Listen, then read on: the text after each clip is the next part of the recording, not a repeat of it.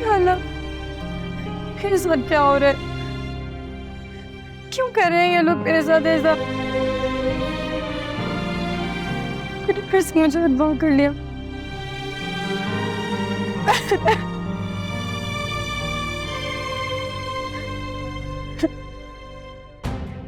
शमाम, मेरा घर और मेरी इज्जत सब मिट्टी में मिला दी।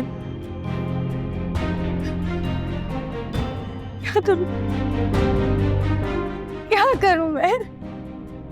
क्या गुनाह किए मैंने?